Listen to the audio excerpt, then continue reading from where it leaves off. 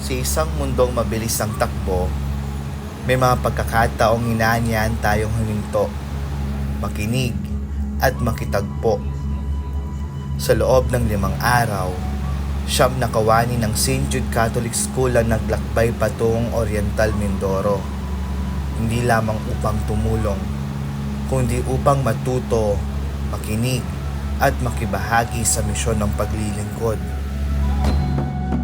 Ito ang Lakbay Danas, 3 tagpo, 1 misyon.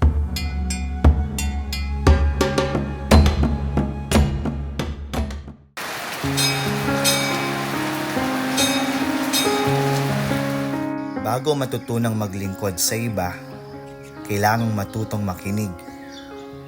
Sa SVD Holy Spirit Novitiate sa Calapan, nakibahagi ang mga voluntaryo sa simpleng ritmo ng buhay misyonero. Panalangin, paggawa, pagninilay at pakikipamuhay.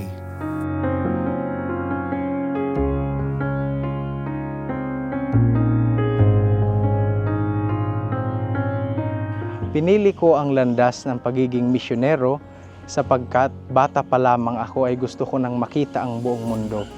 Ika nga, if you want to see the world, be an SVD. Ang misyon ang dakilang paraan ng pagmamahal sa kapwa. Ang mga novices, ito yung mga taong may tahimik at simpleng pamumuhay.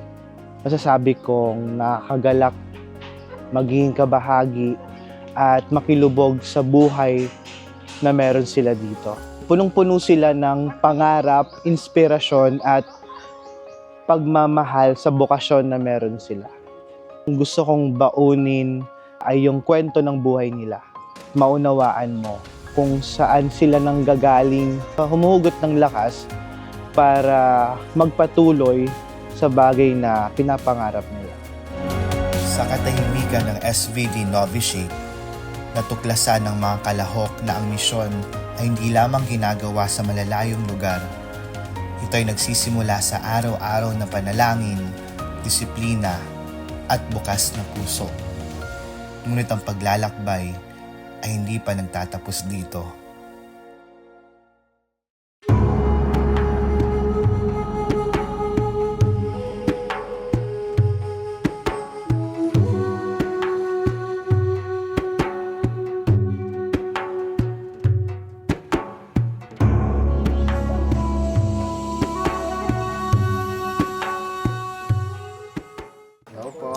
Mula sa tahimikan ng SVD Novitiate, dumating ang grupo sa puso ng Sitio Grand Vida, tahanan ng pamayanang Tadyawan Mangyan.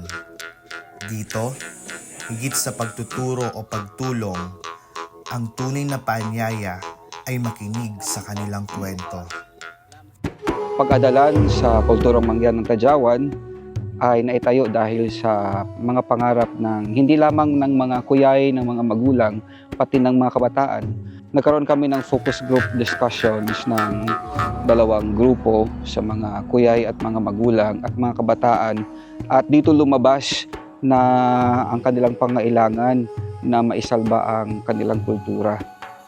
Dahil dito, nagtanong ang mga magulang at kuyay kung ano ang pamamaraan para maagapan ang pagkawala ng kanilang kultura. Isa sa malaking papel rin dito sa pagpatayo ng pag-adalan sa kulturang Mangyan ng Tadyawan ay ang ating simbahan, dahil ako ang priest in charge dito sa tribo ng Tadyawan at ako yung laging naparito, ako lagi yung kasama nila, ako yung nakipamuhay, babad sa kanila.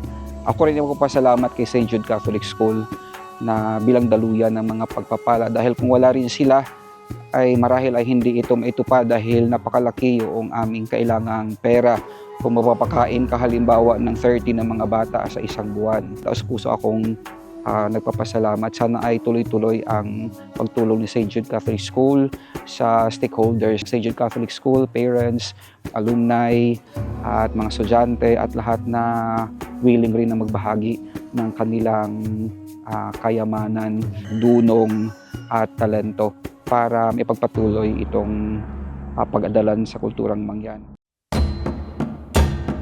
Habang mabilis na nagbabago ang mundo, may mga kulturang nanganganib na mawala.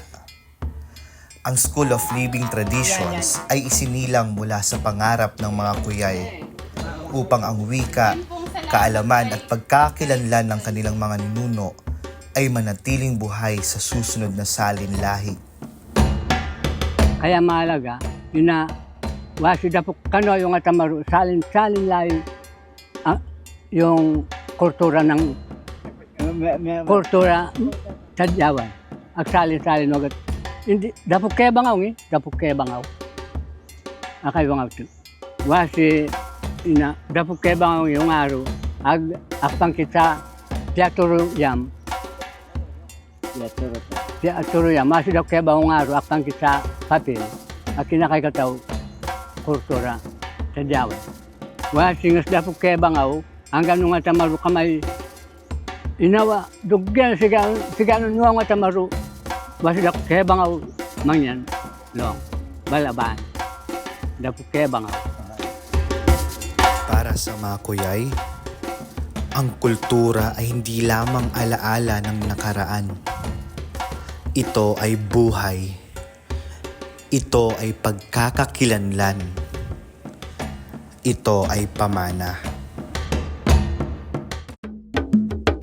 Kasabay ng pagtatayo ng School of Living Traditions ay ang Balay Kuyay, isang tahanan para sa karunungan ng mga nakatatanda at isang lugar kung saan patuloy na naipapasa ang kanilang mga kwento at karanasan.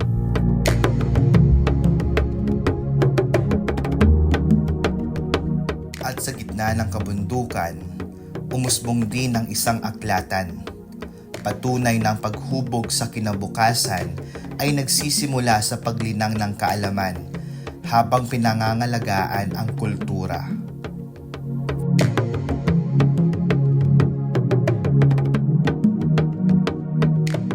Ngunit ang pagpapamana ng kultura ay hindi lamang tungkol sa mga kwento at tradisyon. Ito rin ay tungkol sa pangangalaga sa lupang nagbigay buhay sa mga kwentong ito. Magkatabing itinatanim ng mga boluntaryo at ng pamayanan ang mga punla. Isang simpleng gawain na sumasagisag sa kanilang iisang pangarap, ang magkaroon ng kinabukasang may ugat sa kultura at may malasakit sa kalikasan. Ngunit ang kinabukasan ng kultura ay hindi lamang nakasalalay sa mga kuyay. Nasa mga kamay din ito ng kabataan. Sa pamamagitan ng mga tutorial, kwentuhan at palaro, nagkaroon ng pagkakataon ng mga voluntaryo at mga bata na matuto mula sa isa't isa. Higit sa pagtuturo, ito ay panahon ng pakikipagkaibigan, pagtuklas at pagbabahagi ng mga pangarap.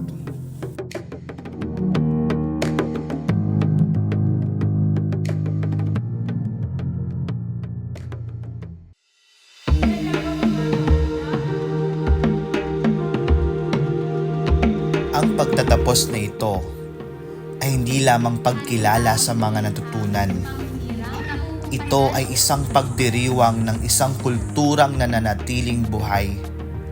Kung kayo nasa ibang mga napasalamuha o napasama ng mga iba, kung kayo natin ikahiya, pati panatilihin yung salita.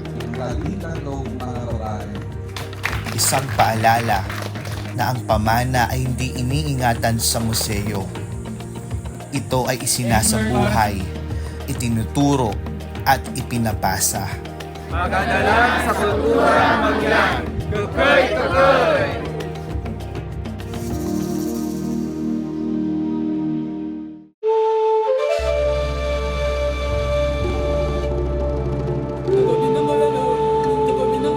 Mula sa pangalaga ng bokasyon at kultura, nagtapos ang paglalakbay sa pangalaga ng ating iisang tahanan, ang kalikasan. Sa Barangay Wawa, nakibahagi ang grupo sa rehabilitasyon ng bakawan bilang tugon sa panawagan ng pangalaga sa sangnilikha.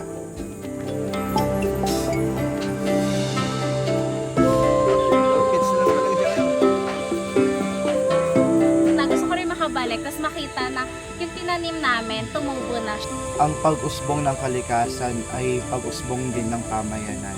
Ngayon ko nakita kung gaano kahalaga ang maliit na hakbang.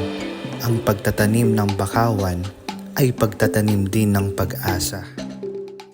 Sa 5 araw ng paglalakbay, natuklasan ng mga kalahok na ang misyon ay hindi lamang tungkol sa pagtulong. Ito ay tungkol sa pakikinig sa mga kwentong matagal nang nais marinig. Ito ay tungkol sa paglalakbay kasama ng mga pamayanang patuloy na nagtuturo ng kababaang loob, pagkakaisa at pag-asa. At ito ay tungkol sa pagkilala na ang bawat buhay, bawat kultura at bawat puno ay may mahalagang bahagi sa mas malaking kwento ng sangnilikha. Sapagkat ang tunay na misyon ay hindi lamang mag-iwan ng bakas.